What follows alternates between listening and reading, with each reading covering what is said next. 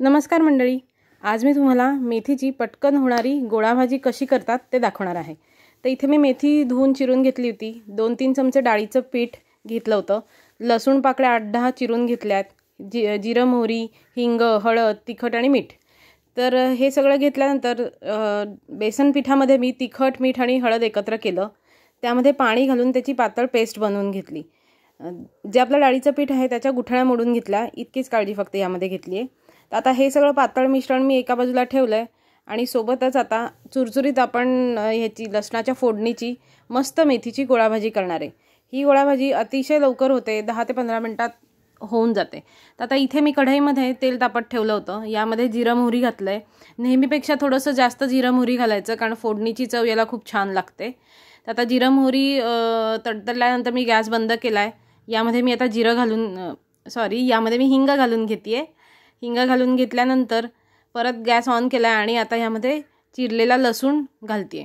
इथे पहिली जी फोडणी केली आहे यामध्ये मी 6-7 पाकळ्या लसूण चिरून घातला होता आणि थोडा अजून चिरलेला लसूण मी साईडला ठेवला आहे। तर आता या लसणाच्या फोडणीमध्ये मी चिरलेली मेथीची भाजी घालून परतून घेणार आहे। मेथीची भाजी परतण्यासाठी याच्यावर काही मी झाकण ठेवणार नाही आहे। ती नुसतीच ओपनमध्ये शिजवून आपली हलवून परतून घ्यायची आहे। कारण की आपण ही नंतर मेथीची भाजी आहे ना, ही झाकून ठेवणार आहोत, त्यामुळे आता तर काही झाकायची गरज नाही आहे, ओपनच ह्याला शिजवायचं आहे।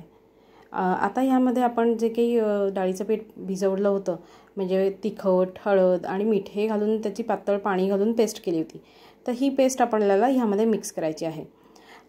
एवढं फक्त एक लक्षात ठेवा की मी हळद सुरुवातीला घातली नव्हती, कारण ती फोडणीमध्ये जळू शकते, त्यामुळे मी हळद डाळीच्या पिठामध्ये मिक्स केली आहे। पाणी घालून जेव्हा आपण पेस्ट केली तेव्हा ती मिक्स करून घेतली। तर आता आपण जी ही मेथी परतली होती त्यामध्ये हे डाळीच्या पिठाचं मिश्रण आपण घातलेलं आहे। जरासं त्याला हलवून घ्यायचं, एकत्र मिक्स करायचं आणि एक 5 मिनिटासाठी आपण ह्याला झाकण ठेवून चांगली वाफ येऊन शिजू देणार आहे। हे बघा, आता ह्याच्यावर मी झाकण ठेवलेलं आहे आणि 5 मिनिटं झाली आहेत। तर आपलं खाली भाजी चांगली शिजलेली आहे, उकळी पण त्याला फुटलेली आहे। तर ही जराशी थोडीशी झाकण काढल्यानंतर ओपन करूनच भाजी 1-2 मिनिट फक्त ठेवून घ्यायची आहे आणि आपली भाजी ऑलमोस्ट रेडी आहे। हे बघा, आता ही एकसारखी मिक्स झालेली आहे, शिजले देखील आहे, याचा रंग थोडा डार्क झालेला आहे आणि आपली मेथीची गोळा भाजी तयार आहे। आता ह्या मेथीच्या गोळा भाजीचं एक आस्वाद येणारी गोष्ट म्हणजे त्यावर घातलेली लसणाची फोडणी। सुरुवातीला आपण लसणाची फोडणी केलीच होती, पण वरून जी लसणाची चुरचुरीत एकदम फोडणी आपण घालतो ना, त्यामुळे ह्या भाजीला अप्रतिम अशी नेक्स्ट लेवल चव येते। तर तुम्ही नक्की ट्राय करून बघा। हे बघा, मी शिजलेली भाजी एका बाउलमध्ये काढून घेतली आणि ह्यावरती लसूण जरा गोल्डन ब्राऊन होईपर्यंत फोडणी केलेलं आहे तेलामध्ये आणि ते ह्याच्यावरती फोडणी ओतली आहे। ही फोडणी जराशी हलकेसर मिक्स करायची। अशी भाजी तुम्ही भाकरीसोबत, पोळीसोबत, कच्चा कांदा साईडला घेतला तर अप्रतिम लागते। तुम्ही नक्की ट्राय करा। एक 10 मिनिटात बनणारी ही खूप सोपी रेसिपी आहे, तर जरूर ट्राय करा। धन्यवाद।